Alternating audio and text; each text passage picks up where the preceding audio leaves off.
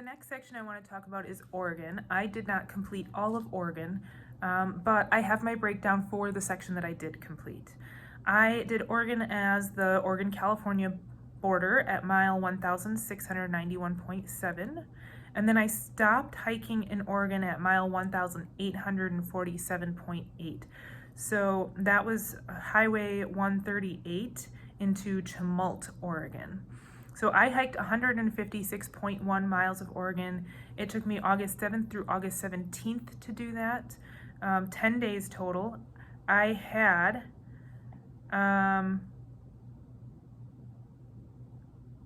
18 days total, actually. I had 8 0 days, but that includes the 1 week that I took after I got off in Oregon and went to Seattle to visit some friends. So it was 18 days that I spent on hiking that section, but that includes, like I said, the 1 week, the 7 days that I took off in Seattle. I took 2 Neros, and I had 20.2 non-PCT miles. My on-trail expenses, the highest I had was, once again, gear. $405.64. That included shoes and inserts, which takes up more than half of that. And then I bought new rain pants and I bought new pole tips during that section as well. Another thing that's included with gear for all of these is my Garmin InReach Mini subscription, which I did do the Explorer subscription, which is their most expensive and most expansive plan. So that was another $70, $67 to $70 a month. That's included in the gear as well.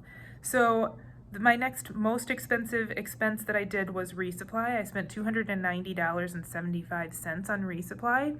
Some of that food did actually go towards the Washington section. I just didn't have a way of really breaking down how much of it because I had gotten off trail unexpectedly. I hadn't been planning to do that. So I had a backpack full of food when I got off trail. And that actually ended up being used in the Washington section. I spent $198.47 on lodging, and then I spent $138.05 on town food, and then transport was $15.71, and that included my bus tickets to Bend, Oregon, so that I could get to Seattle to visit some friends. My break in Seattle was 7 days. I spent $259.63 on town food. That's a pretty low number for a week. Considering that I stayed at a friend's house and we cooked some. I did take her out to dinner several times, so some of that town food expense is also me paying for other people. I was just so grateful for all of the help and for the hospitality that I got. So I did take her out and, to try to repay her back a little bit for all of that. So like I said, these numbers are not perfect and they do include some of these other things that kind of drive up the expense a little bit. Transport was $383.85. I did rent a car to go to Seattle to visit friends. I spent $50 on lodging in that time off in Seattle, and that was the transition from Tumult, Oregon to Seattle. And so in a total, in my 7 days that I took off in Seattle, now this is not a normal thing for people to have as an expense while doing the PCT. So if you're planning for a future thru hike, plan that you may have these expenses, but you won't definitely have these expenses. But I would say budget yourself that you're gonna spend more than less, and if you spend less, then you've got extra money left over in the end. So all in all, in the 7 days in Seattle, I spent $693.48.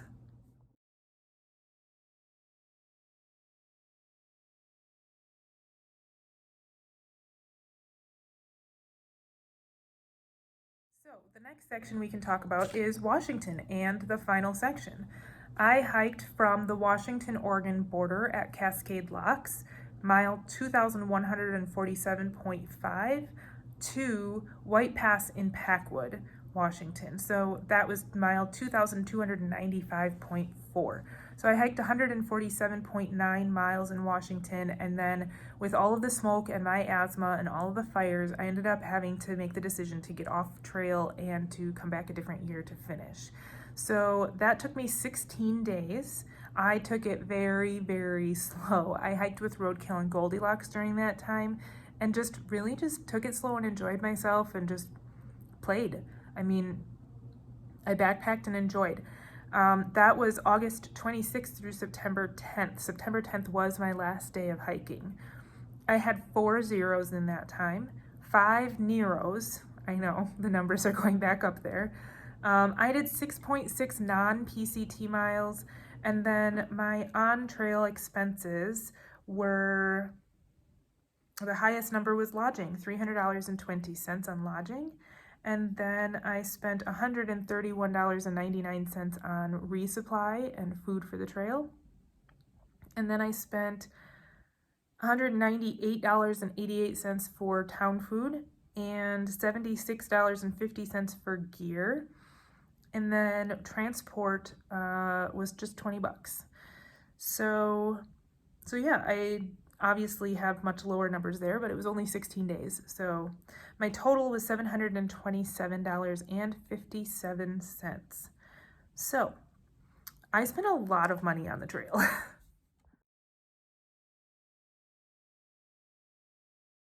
All right, so I'm just going to talk about the last totals that I have, which are the totals from the entire trail, at least the entire trail that I hiked.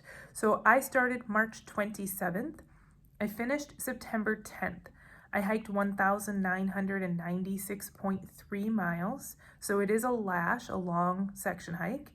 I hiked from mile 0 to mile 2,295.4, but I missed 299.1 miles of Oregon. So Campo, California to White Pass minus that section in Oregon that I have to go back and finish.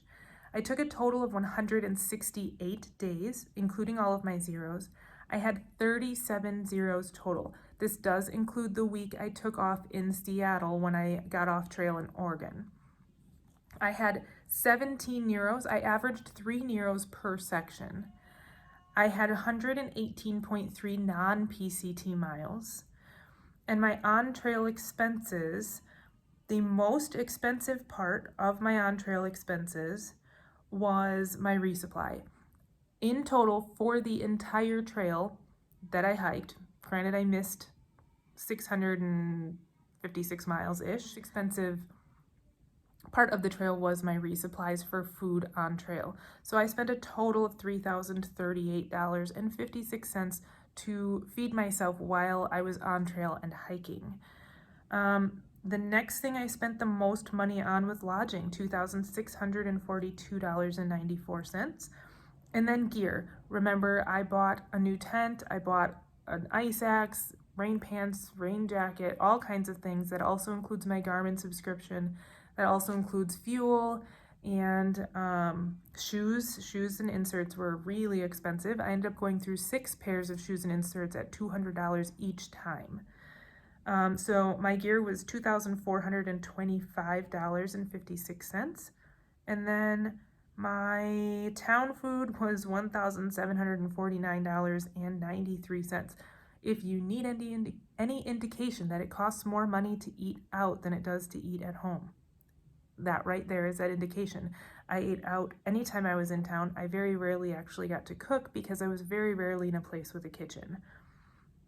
I spent $173.84 on transport, not including the car rental to go to Seattle to visit friends when I got off trail in Oregon.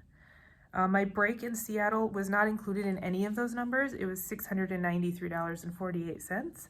And so I spent a total, including the break in Seattle, of $11,049.95 on the PCT for 2020.